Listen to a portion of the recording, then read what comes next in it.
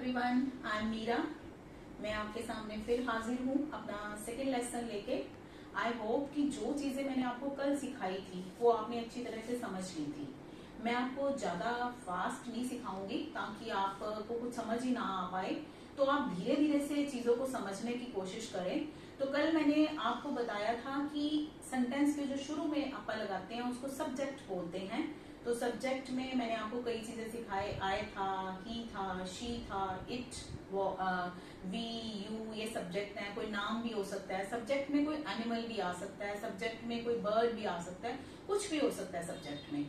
तो हम linking words का यूज करना मैं आपको सिखा रही थी।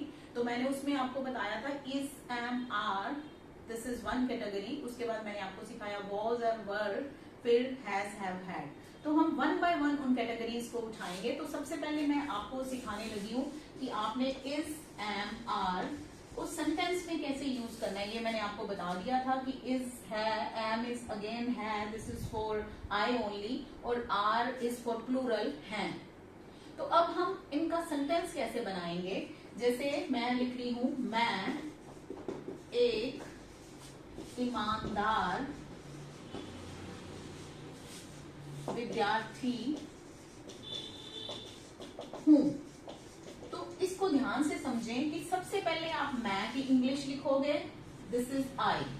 उसके बाद आपने सेकेंड नंबर पे इसका लिंकिंग वर्ड लिखना है। ये इसका है की इंग्लिश, हूं की इंग्लिश क्या रहेगी, एम। उसके बाद ये आपका ऑब्जेक्ट है ईमानदार विद्यार्थी। अगर आपके पास अकेला ईमानदार है तो आप ऑनेस्ट लिखोगे, पर मैंने क्या यहाँ पे लिखा है, ईमानदार विद्यार्थी, तो हम लिखेंगे I am an honest student. So here H is silent. You don't have to say honest. This is not honest. This is honest. And विद्यार्थी के लिए आप स्टूडेंट लिखोगे। अब फिर से समझो कि मैं अभी आपको टेंस नहीं सिखा रही हूँ। ये सिंपल सेंटेंस है जिसमें कोई काम नहीं हो रहा है। जब काम होगा तो वो काल में आ जाएगा, टेंस में आ जाएगा कि वो काम कब होता है, कैसे होता है, वो आपको बाद में सिखाऊंगी। पहले आप सिंपल सेंटेंस बनाना सीखें जिसमें कि तीन चीजें हैं जिनको मैंने कल भी आपको बताया था। सब्जेक्ट, फिर हेल्पिंग वर्ब यूज करना है जिसको आप लिंकिंग वर्ड कहेंगे क्योंकि अभी यहाँ पे वर्ब नहीं आया है, और उसके बाद हमने ऑब्जेक्ट लगाना है। ये रूल आपको फॉलो करना है। आपको रट्टा नहीं लगाना कि आई एम अ बॉय, आपको रट्टा नहीं लगाया आई एम अ गर्ल, आपको ये रूल फॉलो करने हैं। उसके बाद जैसे एक दो और सेंटेंसेस हम कर सकते हैं। जैसे वह एक गरीब बच्चा है, तो अगेन वह, क्योंकि वह के लिए आप ही लिखोगे। अब है की इंग्लिश पहले लिखोगे। ही इज, वो क्या है, गरीब बच्चा, तो he is a poor child. यहाँ पे अगर बच्चे होते तो चाइल्ड का प्लूरल हम चिल्ड्रन लिखते हैं, पर एक बच्चा है तो हम चाइल्ड लिखेंगे। अब ऐसे बहुत सारे सेंटेंसेस आप बना सकते हो। जैसे सब्जेक्ट के बारे में आप उसको कुछ भी लिख सकते हो कि वो कंजूस है, कंजूस की इंग्लिश हम माइजर लिखेंगे, ही इज माइजर। वो गरीब है, ही इज पुअर। वो रिच है, ही इज रिच।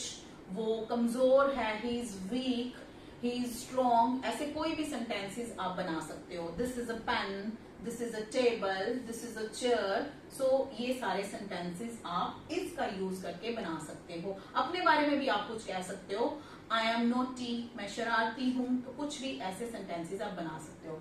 अब जब आप इनके नेगेटिव सेंटेंसेस की बात करेंगे, अब नाउ द क्वेश्चन इज कि आपने जब लिंकिंग वर्ड्स का यूज करना है तो आपने उनके नेगेटिव सेंटेंसेस कैसे बनाओगे।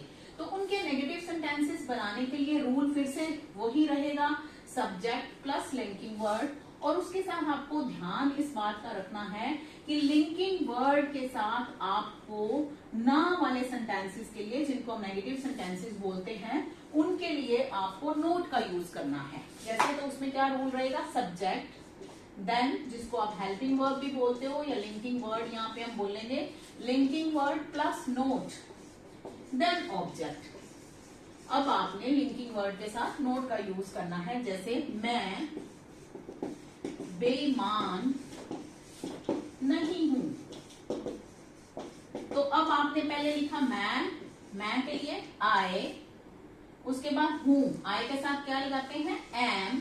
अब हम नहीं का लिखेंगे, दिस इज अ रूल, कि लिंकिंग वर्ड के साथ आपने नोट लगाना है। आई एम नॉट बेईमान की English dishonest, I am not dishonest. कुछ भी है, जैसे ये है मीठा नहीं है, कोई भी चीज है, आप किसी चीज की बात कर रहे हो तो आप कह रहे हो ये है मीठा नहीं है। दिस इज नॉट स्वीट, मेरा भाई ताकतवर नहीं है। My brother is not strong. तो इस टाइप से आप सेंटेंसेस बना सकते हो। उसके बाद बात आती है इंटेरोगेटिव सेंटेंसेस की। तो आपको पता होना चाहिए इंटेरोगेटिव सेंटेंसेस क्या होते हैं। इंटेरोगेटिव सेंटेंसेस होते हैं क्या वाले वाक्य, जिनमें क्या मतलब कोई चीज पूछी जाती है, तो वो इंटेरोगेटिव सेंटेंसेस होते हैं। तो इंटेरोगेटिव जो सेंटेंसेस हैं उनका जो रूल है इससे थोड़ा सा चेंज हो जाता है।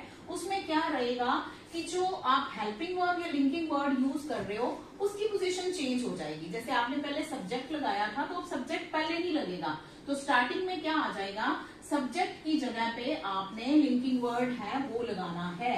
तो जब आप लिंकिंग वर्ड को स्टार्टिंग में लगा दोगे तो उसका मीनिंग जो रहता है या था जो है वो तो रहेगा रहेगा, लेकिन साथ में उसका मीनिंग क्या क्या हो जाएगा।